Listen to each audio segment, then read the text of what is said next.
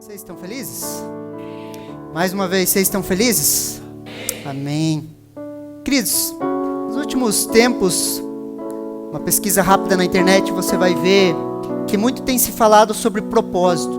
Muito tem se falado sobre propósito e as pessoas têm buscado e até procurado, feito treinamento para descobrir o seu propósito. Muitas pessoas têm ido atrás do seu propósito. Só que, queridos, eu quero falar com vocês nessa noite que Deus, Ele tem um propósito eterno. Posso ouvir um amém? Queridos, Deus tem um propósito eterno, queridos. Ele está trabalhando nesse propósito. E esse propósito eterno de Deus, queridos, preste muita atenção aqui, não é te levar para o céu. O propósito de Deus, queridos, sobre as nossas vidas, não é nos levar para o céu. Nós sempre achamos, e por muitas vezes a maioria das pessoas acham, que a salvação é o fim das coisas. Que o propósito de Deus é levar as pessoas para o céu. E muitas vezes as pessoas têm até a mentalidade de um céu gnóstico. De um céu lá onde nós vamos ficar tocando harpinha, sabe? Tudo zen, sem trabalhar, sem fazer nada, assim, tocando harpa, vivendo assim, flutuando nas nuvens. Tipo um céu gnóstico, assim, meio que nós vamos nos tornar somente espíritos, não vai ter matéria, não vai ter corpo, uma coisa assim, bem gnóstica, assim. E às vezes é essa mentalidade que as pessoas têm. Que a ideia de Deus é nos levar para o céu. Só que olha o que Romanos, queridos, capítulo 8, versículo 28 e 29 nos fala. Preste muita atenção aqui. Sabemos que todas as coisas cooperam para o bem daqueles que amam a Deus, daqueles que são chamados segundo o seu propósito. Pois aquele que de antemão conheceu, Ele também predestinou para serem conforme a imagem do seu Filho, a fim de que Ele seja o primogênito entre muitos irmãos. Queridos, todas as coisas cooperam para o bem. E muitas vezes, queridos, as pessoas usam esse versículo e eles gostam de usar só a primeira parte. Todas as coisas cooperam para o bem. Queridos, para o bem de todos? Claro que não. Todas as coisas cooperam para o bem de todos? Claro que não. Todas as coisas cooperam para o bem daqueles que amam a Deus. Daqueles que são chamados segundo o seu propósito. Que senão a pessoa, queridos, vive de qualquer jeito, está andando lá, vive a sua vida, toma suas decisões por si só, olha para você e fala, todas as coisas cooperam para o bem. Queridos, para o bem daqueles que amam a Deus. Aqueles que amam a Deus guardam os seus mandamentos. E ainda mais, são chamados segundo o seu propósito. Segundo o seu propósito. Qual o propósito? Serem a imagem do seu Filho.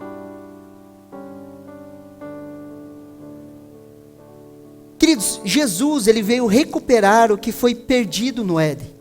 A imagem de Deus no ser humano. Jesus, Ele veio restaurar, queridos, a imagem de Deus no ser humano. Todas as coisas cooperam para o bem daqueles que amam a Deus, daqueles que são chamados segundo o seu propósito. Porque aquele que Deus de antemão conheceu, Ele também predestinou para quê? Para serem conforme a imagem do seu Filho. A imagem do seu Filho. A fim de que Jesus seja o primogênito entre muitos irmãos. Queridos, Deus está em busca de uma grande família. Posso ouvir um amém? Deus está em busca e à procura de uma grande família, queridos. Esse é o propósito eterno de Deus. Uma família, queridos, grande, uma grande família de muitos irmãos parecidos com quem? Com Jesus. O propósito de Deus para mim e para a sua vida é nos transformar à imagem de Jesus. E nos transformando à imagem de Jesus, nós vamos ser uma grande família. De muitos irmãos, conforme a imagem de Jesus. Olha o que Gênesis capítulo 1, versículo 26 ao 28 nos fala. Preste muita atenção aqui. Esse aqui é o cerne da criação, é o propósito eterno de Deus, é o desejo de Deus para o ser humano. E Deus disse: façamos o ser humano a nossa imagem, conforme a nossa semelhança. Tenha ele domínio sobre os peixes do mar, sobre as aves do céu, sobre os animais domésticos, sobre toda a terra e sobre todos os animais que se arrastejam pela terra.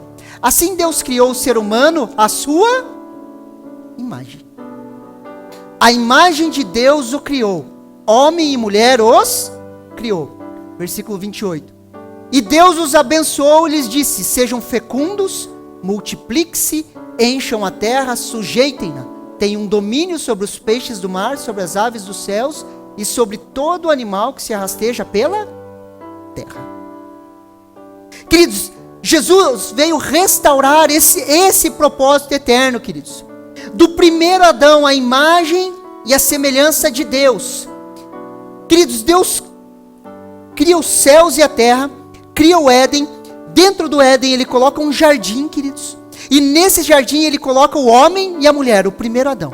E ele abençoa esse primeiro homem falando o quê? Multipliquem, frutifiquem e encham a terra. Encham a terra de homens e mulheres, a minha imagem e a minha semelhança. O projeto de Deus, queridos, o propósito de Deus, queridos, sobre a face da terra, é que do Éden, queridos, Adão e Eva se multiplicassem e começassem a encher a terra de homens e mulheres, a imagem de Deus. Enchessem a terra com o seu propósito eterno, enchessem a terra. Só que nós sabemos que o homem cai. Deus envia o último Adão, que é Jesus, e nos chama novamente para esse propósito. Agora eu e você somos a imagem do Filho de Deus. Fala um amém aí, crente. Eu e você somos a imagem de Jesus. Para quê? Para manifestar o seu reino sobre a face da terra. Restaurando o projeto original. Restaurando o propósito eterno de Deus. Por isso que a salvação não é um fim em si só. É a porta de entrada para uma nova vida.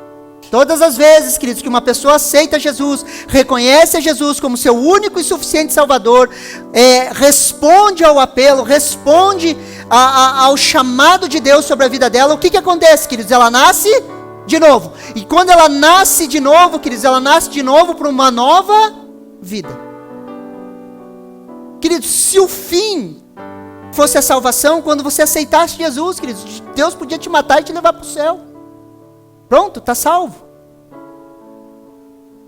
Só que a ideia de Deus, queridos, é formar Jesus na vida de cada um de nós.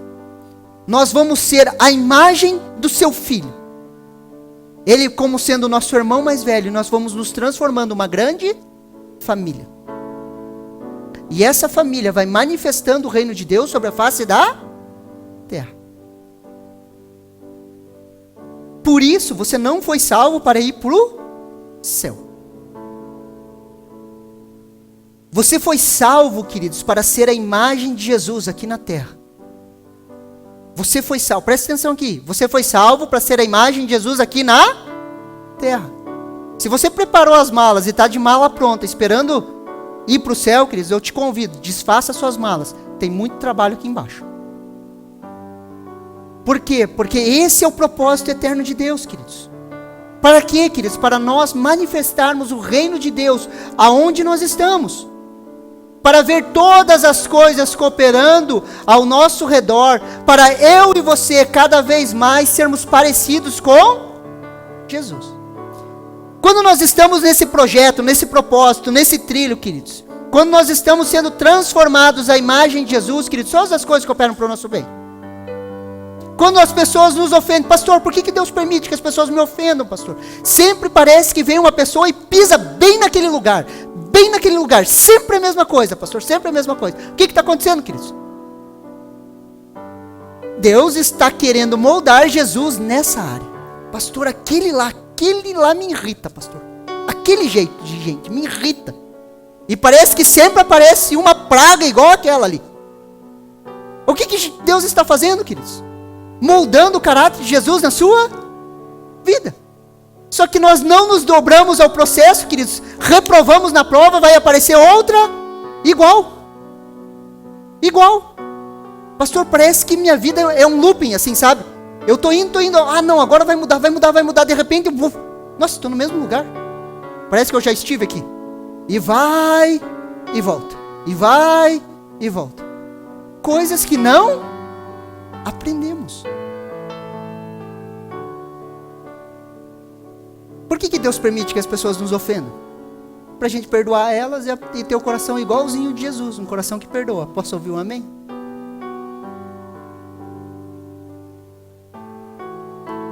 O céu, queridos, não é o objetivo é o reino. O céu não é o objetivo, queridos. O objetivo é a manifestação do reino sobre a face da terra. Seja feita a sua vontade aqui na terra, como ela é feita nos. Venha a nós o teu reino. Seja feita a tua vontade aqui na terra, como ela é feita nos. Existe uma vontade absoluta de Deus nos céus, queridos, que precisa ser manifesta na terra. E ela vai ser manifesta na terra através de quem? Da minha e da sua vida. Por isso, queridos, que o objetivo é uma família com muitos irmãos, à imagem de Jesus. Qual que é o propósito de Deus? Uma família, uma grande família, de muitos irmãos, à imagem de Jesus.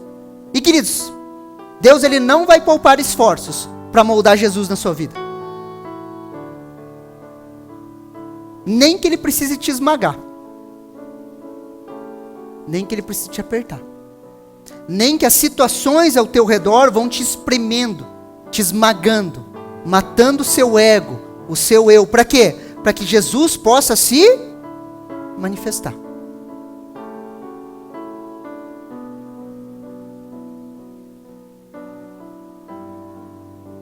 E existe uma grande guerra, queridos, contra esse projeto.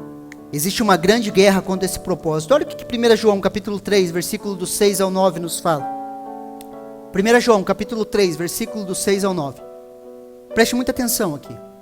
Porque aquele que permanece nele não vive pecando. Todo aquele que vive pecando não o viu, nem o conheceu. Filhinhos, não se deixe enganar por ninguém. Aquele que pratica justiça é justo, assim como ele é justo. Aquele que pratica o pecado procede do diabo, porque o diabo vive pecando desde o princípio. Para isto se manifestou o Filho de Deus, para destruir as obras do diabo. Versículo 9. Todo aquele que é nascido de Deus não vive na prática do pecado, porque nele permanece a semente divina. Esse não pode viver pecando, porque é nascido de Deus. Queridos, quando nascemos de novo, algo sobrenatural acontece. Entramos em um novo reino, passamos da morte para a vida. Agora nós somos nascidos de Deus. Agora nós somos chamados a permanecer nele. Quando nós nascemos de novo, queridos, algo sobrenatural acontece. Nós saímos, queridos, do império das trevas, somos transportados para o reino do Filho do seu amor. Há uma mudança nas nossas vidas, queridos. E depois que nós nascemos de novo, existe algo que Jesus sempre nos alerta, e o apóstolo João também nos alerta: permaneçam nele, permaneçam nele, permaneçam nele, permaneçam nele. Quando permanecemos nele, queridos, nós não vivemos pecando. Olha o que 1 João capítulo 1, versículo 6. Todo aquele que permanece nele não vive pecando. Todo aquele que vive pecando não o viu nem o conheceu. Queridos, eu gosto de uma frase que a gente brinca às vezes, mas é verdade. Às vezes o crente vem e vai confessar um pecado para você, vai confessar uma prática errada. Fala: pastor, fiz uma coisa lá, mas fiquei incomodado, assim. Queridos, quando você nasce de novo, nem pecar em paz você consegue. Posso ouvir um amém? É brincadeira, mas é verdade, queridos. Você nasce de novo, você não consegue nem pecar em paz, queridos. Toda vez que você comete algo, queridos, você pisa na bola, o Espírito Santo vem te convencendo, vem te... Poxa, pastor, falei mal do irmão lá, estou me sentindo assim, mal assim, pastor. Nem pecar em paz a gente pode mais. Por quê? Porque nascemos de novo. Quando permanecemos nele, queridos, nós não vivemos no pecado. Por quê? Presta atenção aqui, sabe por quê? Porque todas as vezes que pecamos, queridos, nós atacamos diretamente o propósito eterno de Deus. Qual que é o propósito eterno de Deus, queridos? Te transformar à imagem de Jesus. Sim ou não? Todas as coisas cooperam para o bem para te transformar à imagem de Jesus. Toda vez, queridos, que você peca de forma consciente, você ataca diretamente esse propósito. Você ataca diretamente o propósito de Deus sobre a face da terra. Consegue me entender? É um ataque direto ao propósito. Por isso que o pecado é algo sério no nosso meio. A prática do pecado ataca diretamente o propósito eterno de Deus sobre as nossas vidas. Olha o que 2 Coríntios, capítulo 5, versículo 20 ao 21 nos fala. Portanto, somos embaixadores em nome de Cristo, como se Deus exortasse por meio de nós. Em nome de Cristo, pois, pedimos que vocês se reconciliem com Deus. Presta atenção. Aquele que não conheceu o pecado, Deus o fez pecado por nós, para que nele fôssemos feitos justiça de Deus. Queridos, Jesus, ele não conheceu o pecado. E ele se fez pecado por mim e por você. Ele morreu em uma cruz, queridos. Ele sacrificou a sua vida. Ele entregou a sua vida, queridos. Em uma cruz, queridos, em agonia. Para quê? Para que eu e você fôssemos libertos da prática do pecado. Aquele que não conheceu o pecado, ele se fez pecado. Queridos, Jesus nunca murmurou, queridos. Jesus nunca falou mal do irmão, queridos. E hoje eu e você podemos ser justiça de Deus nele. Por isso, permanecemos nele e não vivemos pecando. Ah, pastor, isso é impossível. É impossível, pastor. Queridos, não é. Sabe por quê? Porque o Espírito de Cristo habita em nós. Fala um amém aí, crente. O Espírito de Cristo habita em nós, queridos. O pecado, ele pode ser um acidente nas nossas vidas. E quando eu falo acidente, queridos, eu não estou tirando a responsabilidade de ninguém. O pecado, queridos, ele é um acidente nas nossas vidas, mas não uma prática. E há uma diferença entre você pisar na bola, queridos, escorregar, e você viver na prática do pecado. Quando você está na prática do pecado, queridos, você está criando hábitos na sua vida. E esses hábitos atacam diretamente o propósito de Deus, que é te transformar à imagem de Jesus. Queridos, você imagina Jesus falando mal dos outros? Você imagina Jesus sentado na frente do computador vendo pornografia? Você imagina isso? Você consegue me entender? A prática disso não ataca diretamente o propósito, te afasta e não te faz parecido com Jesus. Por isso que é algo sério, que precisa ser confrontado nas nossas vidas. Porque o projeto de Deus é nos fazer a imagem de Jesus. Quando eu falo, queridos, que o pecado é um acidente, queridos, eu não estou tirando a responsabilidade. Sabe por quê? Porque todos nós sabemos. Quando a semente de Deus é plantada em nós, nós nascemos de novo, queridos. Nós não podemos mais dizer, ah, pastor, foi sem querer. Não foi. Nunca foi. Queridos, se eu falo assim, pastor, eu pequei sem querer, pastor, o que eu estou falando? Que eu sou escravo ainda. Que as minhas vontades estão presas, eu não tenho um querer. Jesus não nos libertou, sim ou não? Sim ou não? Se Ele nos libertou, queridos, o nosso querer é livre. E quando o nosso querer é livre, eu e você escolhemos de forma consciente pecar. Nem que seja em milésimos de segundo, queridos, você escolheu. Ah, pastor, eu falei sem querer. Não, queridos, uma hora você pensou para falar. Porque a boca fala do que o coração está. Não há desculpas. Porque se é sem querer, queridos, se é sem querer, a responsabilidade não é minha. Se a responsabilidade não é minha, queridos, como que eu vou encontrar um lugar de arrependimento? O arrependimento é assumir a responsabilidade do erro cometido. Como que eu vou encontrar um lugar de arrependimento, queridos, se sempre é sem querer? Se nunca a culpa é minha, sempre a culpa é do outro. Ah, por causa que o outro, porque aquele me irritou, por causa disso, por causa daquilo. É meu chefe, aquela praga.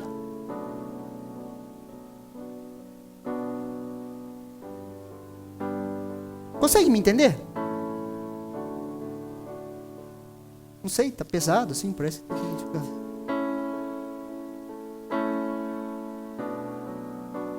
Queridos, existe uma semente divina em nós. Olha o que 1 João capítulo 3, versículo 9 nos fala. Todo aquele que é nascido de Deus não vive na prática do pecado, porque nele permanece a semente divina. Esse não pode viver pecando, porque é nascido de Deus. Não vivemos na prática do pecado, queridos. Por quê? Porque existe uma semente divina em nós. Lembra quando Jesus falava, o reino de Deus é do tamanho de um grãozinho de mostarda, pequenininho. Mas quando é plantado, queridos, ele nasce e se torna uma grande hortaliça. É esse entendimento, queridos. Existe uma sementinha de Deus, queridos. É uma palavra, algo que você recebeu, uma revelação que acendeu dentro de você. Quando você nasceu de novo, queridos, foi uma palavra, foi algo que tocou o seu coração. Você ergueu a sua mão, você respondeu ao apelo, queridos. Foi plantado, depositado em você uma semente divina. E essa semente, queridos, se você permitir, ela vai crescer, vai crescer, vai crescer, e vai tomar conta da sua vida. Fala um amém aí, crente, acredita nisso? E isso vai transformando você. Queridos, aquele que é nascido de Deus, queridos, é impossível não haver uma transformação na vida dele.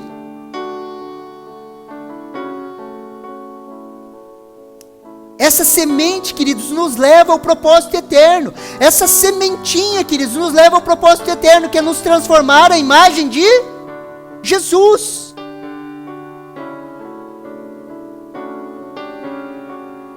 Por isso, queridos, nós não conseguimos e não devemos viver na prática do pecado.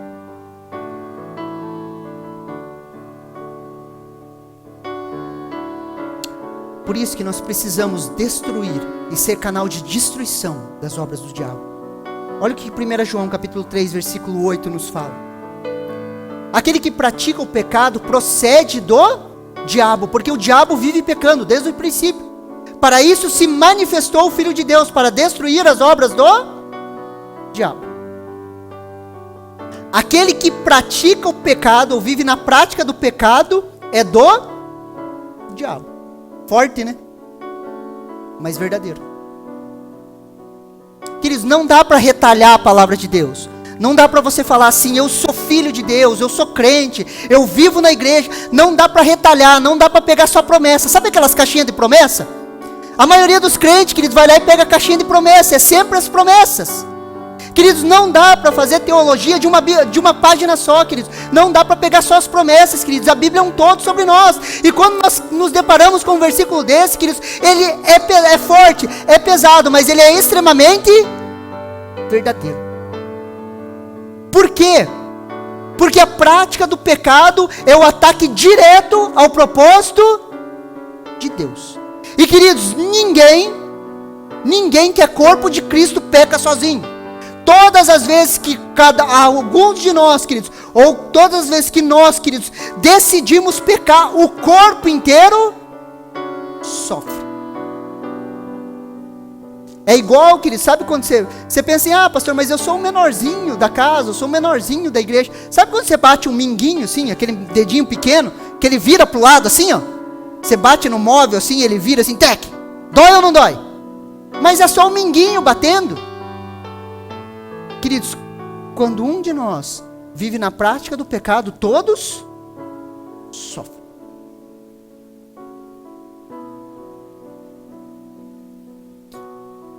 Quando praticamos e vivemos na prática do pecado, queridos, não estamos nos tornando parecidos com Jesus.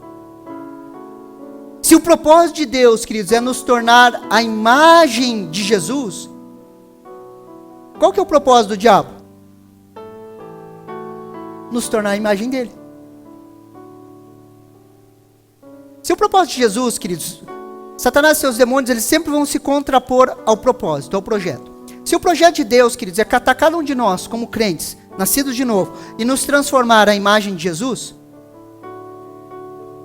qual que você acha que é o propósito do diabo? É nos transformar à sua imagem, à sua semelhança. Tornar cada ser humano a sua imagem. Essa é a obra ou o desejo do diabo, queridos. E antes de entrar nesse tópico, queridos, eu quero quebrar alguns sofismas, queridos, no nosso meio. O que é um sofisma, pastor? Sofisma significa um pensamento ou retórica que procura induzir ao erro, apresentando com aparente lógica e sentido, mas com fundamentos contraditórios e com intenções de enganar. E existem sofismas, às vezes, nos nossos meios, queridos, que a gente nem percebe. E a gente precisa quebrar, queridos. Quer ver um exemplo? Quando nós encontramos ou olhamos, queridos, um pedinte, alguém que está na periferia da sociedade ou na miséria, queridos. Você olha aquela pessoa, queridos. Muitas vezes você olhamos e falamos o quê? Obra do diabo. Não que não seja. Você olha ali um pedinte, alguma coisa assim, as pessoas falam, isso aí é obra do diabo. Não que não seja. Mas preste atenção aqui.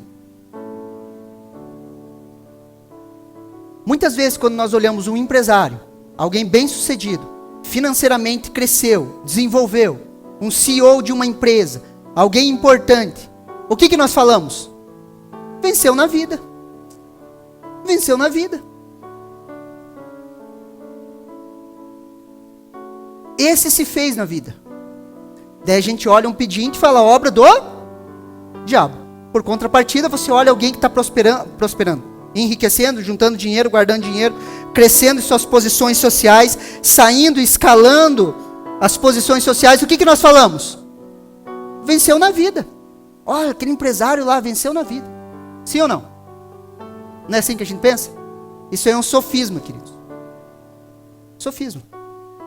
Pelo menos para nós como crentes, amém? Nascidos de novo, é um sofisma. Por que nós olhamos assim, queridos? Porque nós usamos a lente do capitalismo. Nós vivemos em um sistema capitalista e olhamos com a lente do capitalismo. Uma vez eu estava em uma aula de filosofia, queridos, na PUC. Na PUC, quando eu fiz faculdade na PUC, a gente tinha aula de religião, filosofia e ética. Por ser uma universidade católica, a gente tinha essas disciplinas. Eu estava em uma aula de filosofia, queridos, e meu professor de filosofia, ele falou assim, ele estava explicando sobre classes sociais, pensamento filosófico sobre isso, e ele falou, cada um de vocês aqui, cada um de vocês foi chipado com um chip dentro de você, falando assim, salte as cadeias sociais, cresça na cadeia, na hierarquia social. Lembro até hoje que ele falou assim, a gente estava em uma universidade particular, privada, tinha muita gente ali de bom, que os pais ganhavam muito bem, boas posições, e ele falou assim, nenhum de vocês aqui é detentor de capital. Daí um levantou a mão e falou assim, meu pai é muito rico. E ele falou, teu pai, na época, ele falou, teu pai pode ganhar 35 mil reais por mês, se ele perder o emprego, ele vai descalonar a escala social, porque ele não retém capital. Quem retém capital são os grandes banqueiros, e foi explicando, né, as escalas, ele falou, cada um de nós aqui é chipado, falando assim, suba, cresça financeiramente, é chipado para isso. E essa é a maneira que nós entendemos como sucesso. A maioria de nós. É isso que a gente entende como sucesso. Por quê? Porque fomos chipados. E nós entendemos isso como sucesso. E o que é sucesso? Você já parou para pensar? O que é sucesso? O que é sucesso para você? Sucesso é ter os celeiros cheios? Preste atenção aqui nessa parábola. Lucas capítulo 12, versículo 16 ao 21. E Jesus lhes contou ainda uma parábola dizendo, o campo de um homem rico produziu com abundância. Então ele começou a pensar, o que farei, pois não tenho onde armazenar a minha colheita? Até que disse, já sei, destruirei os meus celeiros, construirei outros maiores e armazenarei todo o meu produto e todos os meus bens. Então direi à minha alma, você tem em depósito muitos bens para muitos anos, descansa, coma, beba, aproveite a vida. Versículo 20. Mas Deus lhe disse, louco, esta noite lhe pedirão a sua alma. E que você tem preparado para quem será? Assim é o que ajunta tesouros para si mesmo, mas não é rico para com Deus. Queridos, se sucesso é ter os celeiros cheios, queridos, nós precisamos quebrar isso na nossa mente. Por quê? Porque Jesus chama esse camarada de louco. Se sucesso, queridos, para nós, queridos, é ter essa abundância, é escalar na escala social, queridos, ter os celeiros cheios, queridos, nós precisamos repensar e quebrar os sofismas nas nossas mentes. Precisamos tirar a lente do capitalismo, queridos, quando falamos de reino de Deus. Sabe por quê? Porque cada um de nós aqui corre o risco de ser bem sucedido naquilo que Jesus não pediu para a gente fazer. Você pode estar tendo aparente sucesso, queridos, talvez em uma coisa que Jesus não pediu para você fazer.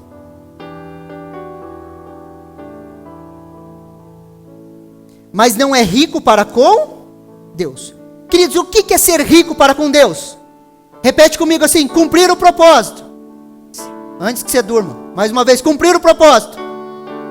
O que é ser rico para com Deus? Cumprir o propósito. Qual que é o propósito? Ser transformado à imagem do Filho de...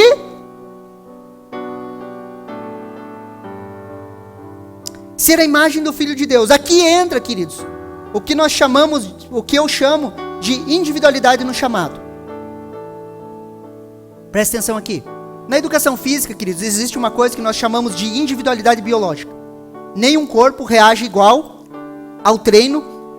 Se nós pegarmos duas pessoas parecidas, darmos uma carga de treino para elas, mesmo histórico, muito parecidas, o corpo dela vai reagir diferente. Por quê? Porque existe uma individualidade biológica, a maneira que as pessoas respondem, seu corpo responde ao treinamento. Tanto é que a frequência cardíaca de ninguém é igual, queridos. De ninguém é igual. Por isso que existe uma individualidade biológica. Por isso que você pega uma pessoa, você tem que fazer um treino para cada pessoa. E existe uma individualidade, queridos, no nosso chamado. Pessoas no nosso meio, queridos, podem ter muito dinheiro? Sim. Sim. Por quê? Propósito individual. Deus pode chamar algumas pessoas e dar muito dinheiro para elas. Propósito individual. Consegue me entender? Você está conseguindo me entender? Propósito individual. Isso vai ser para todo mundo? Não. Porque você tem escutado, queridos, pessoas até na internet falando sobre o reino de Deus, falando assim: quem entendeu o reino de Deus enriquece. É mentira isso. É um sofisma, é mentira. É mentira, queridos. Porque existe um chamado individual para cada pessoa. Olha o que João capítulo 19, versículo 38 nos fala.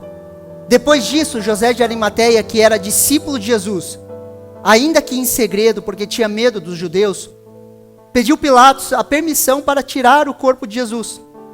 E Pilatos deu permissão. Então José de Arimateia foi e retirou o corpo de Jesus. Quem que era José de Arimateia, queridos? Era um discípulo de Jesus. Jesus estava crucificado, queridos, já tinha morrido, estava entrando no sábado.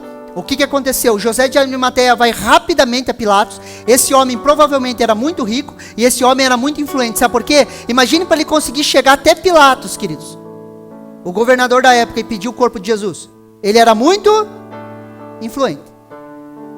Era o propósito da vida desse homem. E em cima desse propósito, Deus deu a ele influência, Deus deu a ele riquezas. Posso ouvir um amém? Consegue me entender? Isso é para todos, queridos? Não. Uma pessoa pode ser simples financeiramente, mas rica para com Deus. Uma pessoa pode ser simples financeiramente, mas pode ser rica para com... Pastor, por que você está batendo na tecla, queridos? Por que você está batendo nessa tecla? Porque eu estou cansado de ouvir pessoas associando riquezas à bênção de Deus. Principalmente aqui. Esses dias, esses tempos, um membro aqui da igreja foi falar de Jesus para uma pessoa. A pessoa, você vê na prática da vida dela que ela não conhece a Jesus. Ela olhou para essa pessoa e falou assim: Deus me fez rico, e você? Outro caso, eu estava tratando uma pessoa aqui da igreja, e ela falava assim: não, porque Deus deu a visão para fulano de tal, e essa visão fez ele enriquecer, mesmo sabendo que esse fulano de tal não é crente. Por quê? Porque nós associamos a bênção de Deus com riquezas. E uma coisa não está associada à outra. Deus pode dar riquezas às pessoas? Pode. Mas é o propósito para todos? Não. Porque não está associado uma coisa com a outra. O projeto de Deus como um todo para nós é nos fazer a imagem de Jesus. E nesse processo ele vai trabalhando a imagem de Jesus individualmente a cada um. Só que cada um de nós tem um chamado diferente. Alguns vão ser influentes em outras áreas, alguns são chamados para isso e para aquilo. Em cima do chamado individual, Deus vai acrescentando aquilo que nós fomos chamados para cumprir. Posso ouvir um amém? E nisso as coisas vão nos fazendo, vão cooperando para o nosso bem, para nós nos parecermos com Jesus. Com Jesus. Por isso, queridos, cada um de nós aqui precisa definir o que é sucesso. O que é sucesso para você?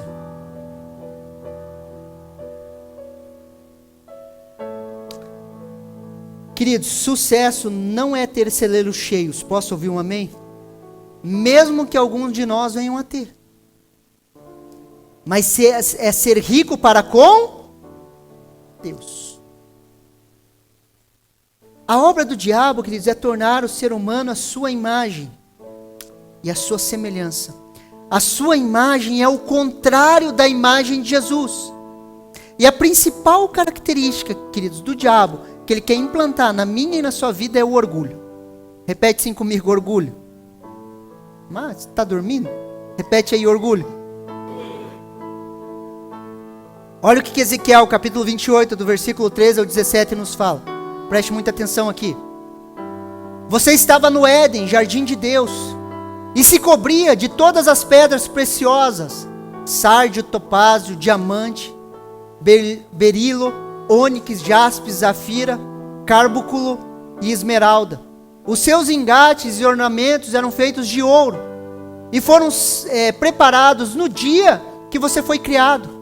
Você era um querubim da guarda que foi ungido. Eu o estabeleci. Você permanecia no Monte Santo de Deus e andava no meio das pedras brilhantes. Você era perfeito nos seus caminhos, desde o dia que você foi criado, até que se achou iniquidade em você. Na multiplicação do seu comércio, você se encheu de violência e pecou. Por isso, ó querubim da guarda, eu o profanei e o lancei fora do monte de Deus. Eu o expulsei do meio das pedras brilhantes. Você ficou orgulhoso por causa da sua formosura. Corrompeu a sua sabedoria por causa do seu resplendor. Por isso eu lancei por terra e coloquei diante dos reis, para que o contemple. Queridos, a princípio é uma profecia sobre Tiro, queridos. Mas nós podemos perceber em cima dessa profecia que Deus estava falando através do profeta diretamente sobre a queda de Lúcifer. E o motivo da queda de Lúcifer, queridos, foi o orgulho. O orgulho é a marca que Satanás quer implantar na minha e na sua vida. Quanto mais orgulhosos, queridos, mais parecidos com ele nos tornamos. Pessoas orgulhosas, queridos, destroem a si mesmo e as pessoas ao seu redor. Olha o que Provérbios, queridos, capítulo 16, versículo 18 nos fala, e Provérbios 29, capítulo 23 nos fala. Preste atenção aqui. Antes da ruína vem a soberba, e o espírito orgulhoso procede à queda. Melhor é ser humilde de espírito com os humildes, do que repartir os despojos com os orgulhosos. O orgulho precede a queda. Todas as pessoas que caíram primeiro no seu orgulho. Provérbios 29, 23. O orgulho do ser humano o abaterá, mas o humilde de espírito obterá honra. Por isso, queridos, que não tem nada a ver com dinheiro, queridos. Porque você vai ver pessoas, queridos, extremamente humildes, queridos. Pessoas que não têm condições financeiras, extremamente humildes. E você vai ver pessoas que têm muito capital, extremamente orgulhosas. E nós vamos ver isso vice-versa.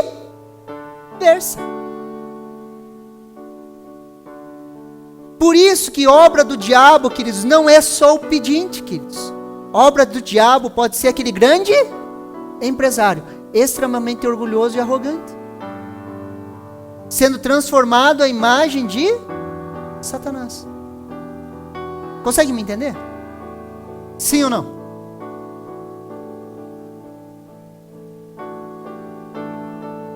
O orgulho, queridos, nos impede de submeter a palavra de Deus. Pessoas orgulhosas não se submetem à palavra, sempre vão dar uma opinião. A palavra de Deus nos orienta a algo, a pessoa fala assim: isso aí já é ultrapassado. Pastor, você está pregando que relação sexual é só para o casamento, pastor? Isso aí já passou, pastor. Isso aí passou. Não existe isso mais. Queridos, isso aí é orgulho e soberba. Nós precisamos nos submeter. Sim ou não? Fala que sim aí, por favor. Sim, queridos, nós precisamos nos submeter.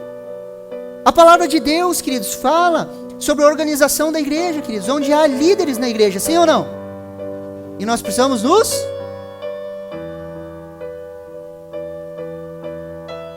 Pecamos quando somos orgulhosos, queridos. Quando não respondemos o falar de Deus em nosso coração. Quando respondemos ao impulso da velha natureza, queridos. A obra do diabo, queridos, é nos fazer a sua imagem e a sua semelhança. Queridos, quando nós estamos na nossa caminhada, queridos, nós ouvimos a Deus. Sim ou não? Ouvimos ou não ouvimos? Queridos, nós ouvimos a Deus, queridos. Só que todas as vezes que nós pecamos, nós damos lado para a nossa velha natureza. Por quê? Porque somos orgulhosos, não nos submetemos ao falar de Deus. Não nos dobramos ao falar de Deus. O orgulho toma conta do nosso coração. Fala assim comigo, graças a Deus por Jesus. Mais uma vez, graças a Deus por Jesus. Olha o que 1 João capítulo 3, versículo 9 nos fala. Aquele que pratica o pecado procede do diabo, porque o diabo vive pecando desde o princípio. Para isso se manifestou o Filho de Deus. Para quê? Para destruir as obras do diabo. Graças a Deus por Jesus, queridos. Toda obra de orgulho, queridos, toda obra contrária à vontade de Deus, Jesus se manifestou para isso. Jesus se manifestou para trazer perdão para mim e para a sua vida. Jesus se manifestou, queridos, para destruir as obras do diabo. Jesus se manifestou, queridos, para dar oportunidade a cada um de nós, apertar o botão de reset, queridos, nascer de novo e começar uma nova vida. Jesus se manifestou, queridos, para que cada um de nós hoje possa encontrar um lugar de arrependimento. Jesus se manifestou, queridos, para desfazer as obras do diabo. Todas as vezes, queridos, que um pecador se arrepende, queridos, as obras do diabo são destruídas. Às vezes Satanás e seus demônios investem 20, 30, 40 anos de uma vida, queridos. É em um segundo que ela fala sim, eu aceito o perdão de Jesus. Toda aquela obra de 20, 30 anos é destruída na nossa frente. Essa é a esperança que Jesus nos dá, queridos.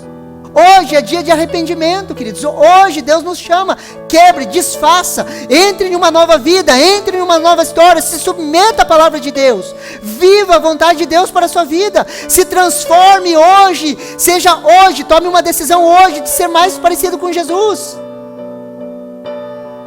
Para isso se manifestou o Filho de Deus.